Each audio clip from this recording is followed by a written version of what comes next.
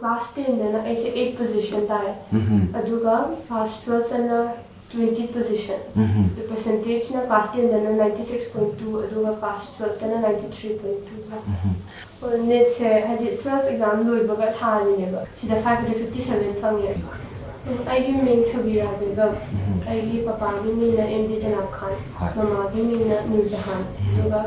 akoi ichinina taruk suye aduga akoi ahum amana general line tamme aduga ahum amana relation gi tamme adu aigi lefam se asing gi lefam se ji khedre gaon de gi aduga hoji hoji na gala patina ni kai de leye aduga ai papa se pharmacy khamme mama na housewife adu aise ahan ba class 1 fawse se new tikon na leba manu English high school da tamme aduga class 2 dagi 10 from na go NBS Nirmala High School da tamme aduga class 11 12 na extra ed school da tamme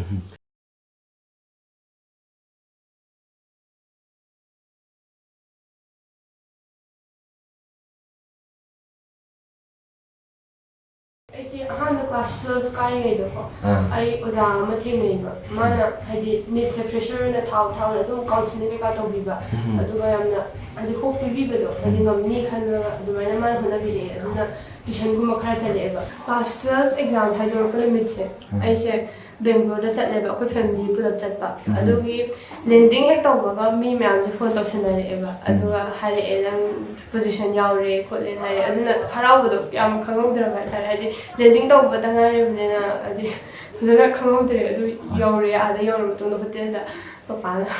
khara pisa tawre adu tawre aduga NEET kisidi adum aina khanma ma dum phange website da dum khange adi pause adum exam se date 14 da haidu kani na haiba adu haidu trine da han da NEET exam thaw na tu no ma ga ki thole ba kash ki adagi abu ko comment ki thole adagi yenga mark te dum chap chabi dum khange adu 14 da haidu kani laiba adu ko vote minute haidu ko adu do adu website da dum khange adu yenga ka na chap chabi mark te khange dum haraw mo poe credit se ahan ma makta da Allah taala ko mana ai bus sembire adu on the bab thaga chari adu matung da ai mama papa yam wan hona bire education tin bi dana adagi adum ahin da ga chilai ka je pa hai bi dana adu adagi ai tapir ko za kuna ma ngasi bo tapir adu za khudi makta phasani adu ga ai family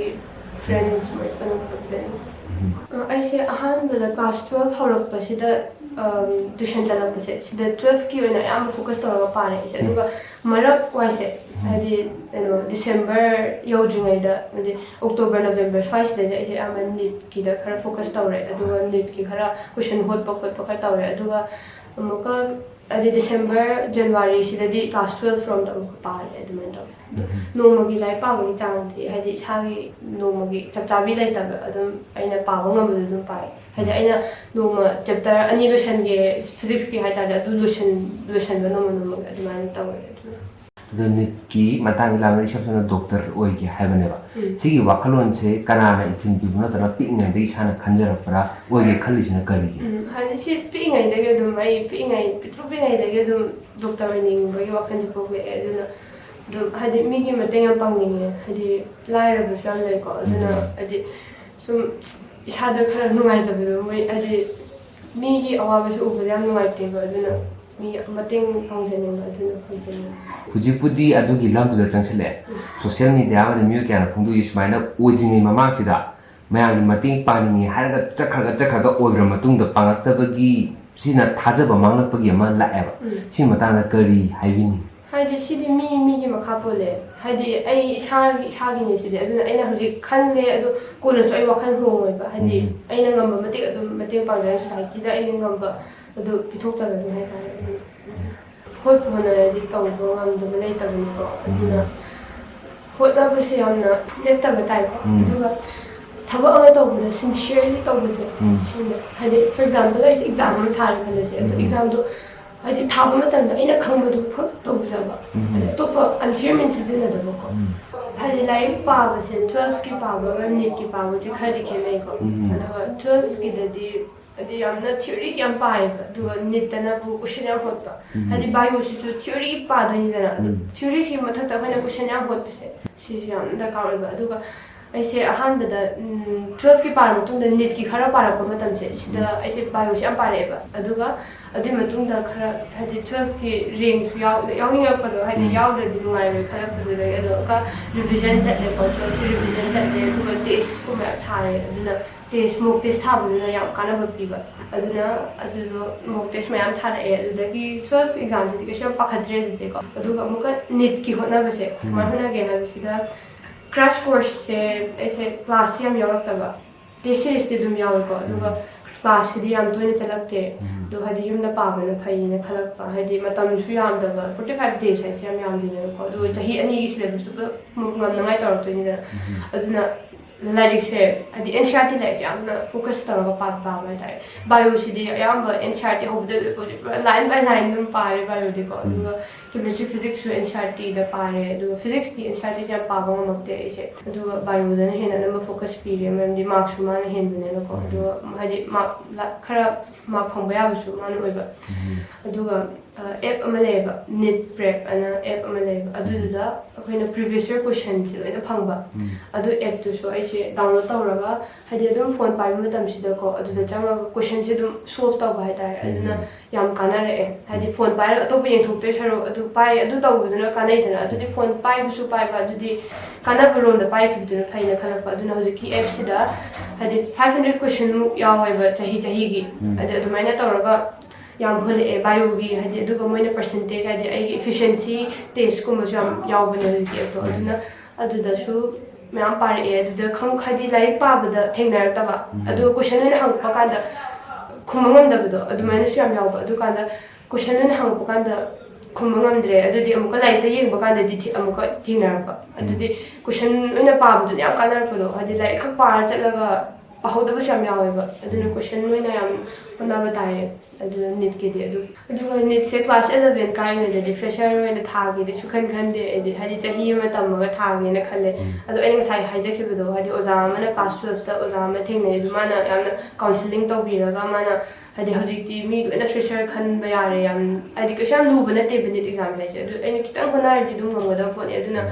खरा होनाउना ओजादुना हाइबा अदुना 12 exam थागदबो खरा वाटलिङै मरक्की मतमसे सिदा खरा NEET की खरा तौरे अदि मतुंदा अमुका revision ओइना 12 की अदुदा मु पारकपनि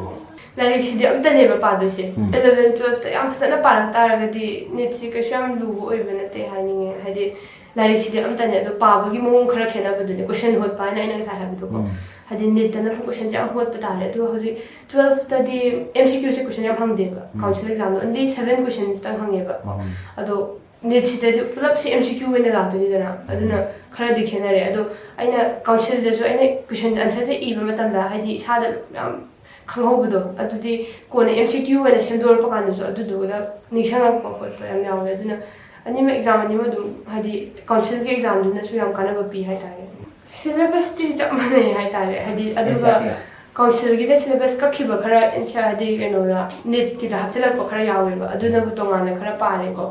अदो लाइक ति जमने हाइदुने अदुना हाइदि जमना दुम पाबा अदु खुपादुदा खरा खेनबदु साइना पाबु इसादा लेरेबा अदुदि इसादा ले हजिक 11 कागेरा 12 कागेरा नोइ एनसीआरटी से याम पाबियो को एनसीआरटी याम पाबियो अदुगा हाइदि नीट से याम कशम लुब एग्जाम नते अदु फ्रेशर दा खनबा से याम लाइन खनबा याय हाइदि चाही अनी की लाइक से अखुना याम लुब माने माने चाही अनी की लाइक तो 45 डेज तक कवर तौबा से याम लुब माने को हाइबदि अदुसु आइना तंखरबा पोने अदुदि रिविजन तौबदु दुम गमगदब पोने अदुना क्लास 11 12 ता खरा फजना आइना पारक तारगदि याम लाइन दुम तौबो गमनिगनि खाइ अदुगा मॉक टेस्ट याम थाबिबा अदि अदुगा नीट की एग्जाम सिदि ओएमआर मेन बम याविदन को अदु ओएमआर मेन याम सोइगलेबा सिसे अदुना टेस्ट याम मति अदुम मति थाइ मति अदुम इसादा खरा खुलोइना बोइरेबा अदुना टेस्ट याम थाबिबा हाइतारे अदुगा लाइक सिदि फजना दुम पाबिबा अदुम आइ ngमनि खला पाबा हाइदि इसादा सोधाबा लैरोदबा माइ पानबा हाइसे होनाबस याम दरकार लेरे अदुगा आइना ngसा हाइजबदो सिंसियरिटी से हाइदि फॉर एग्जांपल आइसे एग्जाम अमा थारेको अदुदि आइना एग्जाम दुदा थाबा मतमदा आइ इसारा खंबदो अदु खक इबिबा हाइदि अतोप अनफेमिन सिजनबसे याम फत्ते हाइतारे हाइदि पुंसी से हाइदि एग्जाम से खकना लोइबा नतेबा हाइदि याम सांगेको अदुना हाइदि सिंसियर ओइना पुंसी दुम हिंगनबो होनाबा हाइदि यामना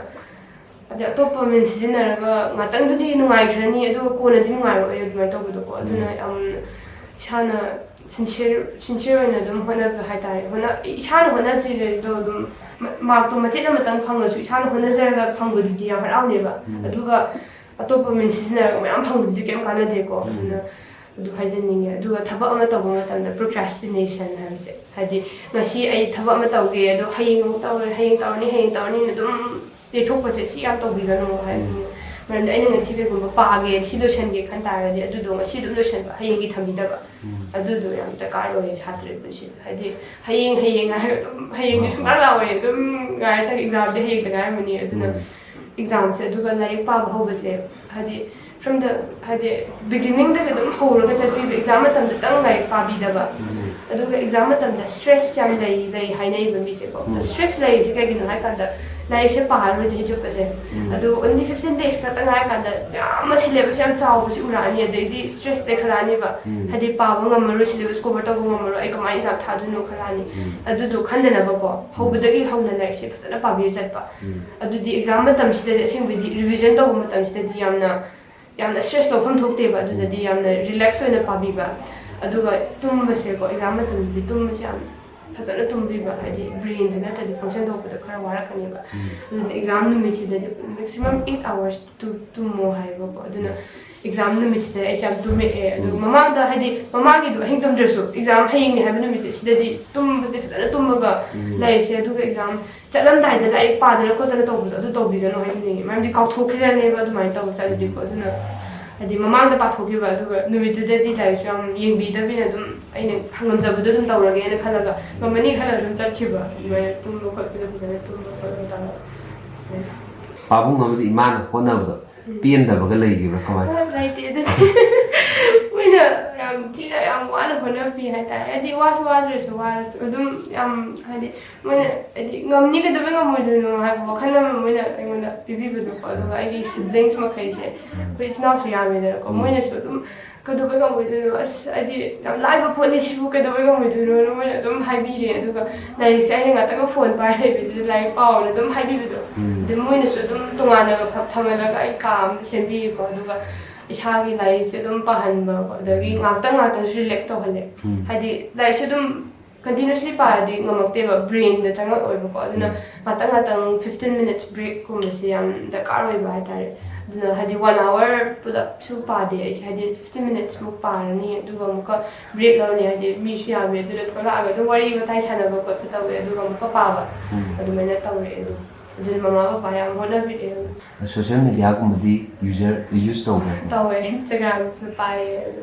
WhatsAppꯁꯨ ꯑꯗꯨꯝ ꯄꯥꯏꯌꯦ ꯏꯟꯁꯇꯥꯒ꯭ꯔꯥꯝꯁꯨ ꯄꯥꯏꯌꯦ ꯑꯦꯛꯇꯤꯚꯁꯦ ꯌꯥꯝ ꯄꯥꯛꯇꯤ ꯑꯣꯏꯗꯦ ꯁꯤꯒꯤ ꯃꯇꯥꯡꯗ ꯍꯪꯅꯤꯡꯉꯤꯁꯦ ꯑꯩꯈꯣꯏꯒꯤ ꯀꯅꯥꯒꯨꯝꯕ ꯃꯍꯩꯔꯣꯏ ꯈꯔꯗꯤ ꯍꯥꯏꯇꯥꯔꯦ ꯁꯣꯁꯤꯌꯦꯜ ꯃꯤꯗꯤꯌꯥꯗ ꯑꯦꯗꯤꯛ ꯑꯣꯏꯈꯤꯗꯅ ꯂꯥꯏꯔꯤꯛ ꯂꯥꯏꯁꯨ ꯊꯋꯥꯏ ꯌꯥꯎꯗꯕ ꯃꯌꯥꯝ ꯌꯥꯎꯋꯦ ꯁꯤꯁꯦ ꯍꯥꯏꯖꯅꯤꯡꯉꯦ ꯍꯥꯏꯗꯤ ꯑꯩꯁꯨ ꯏꯟꯁꯇꯥꯒ꯭ꯔꯥꯝꯁꯦ ꯆꯪꯈ꯭ꯔ ꯃꯇꯨꯡꯗ ꯃꯤꯅꯠ 5ꯇꯪ ꯄꯥꯏꯒꯦ ꯈꯜꯂꯒ ꯃꯤꯅꯠ 20 minutes ꯆꯠꯈꯤꯕ 30 minutes ꯆꯠꯈꯤꯕ ꯈꯪꯍꯧꯗꯦꯕ ꯍꯥꯏꯗꯤ ꯑꯗꯨꯝ ꯔꯤꯜꯁ ꯌꯦꯡꯉ ꯂꯩꯈꯤꯕꯗꯣꯀꯣ ꯑꯗꯨꯅ ꯍꯥꯏꯗꯤ ꯐꯣꯟꯁꯦ ꯄꯥꯏꯕ ꯀꯥꯟꯗ ꯏꯁꯥꯅ ꯈꯪꯖꯕ ꯇꯥꯔꯦ ꯑꯩ ꯍꯥꯏꯗꯤ ꯌꯥꯝꯅ ꯁꯤꯗ ꯃꯇꯝ ꯃꯥꯡꯍꯟꯕ ꯐꯠꯇꯦ ꯍꯥꯏꯗꯤ ꯑꯩ ꯏꯊꯧ ꯌꯥꯝ ꯂꯩꯔꯤꯕꯅꯤꯅꯀꯣ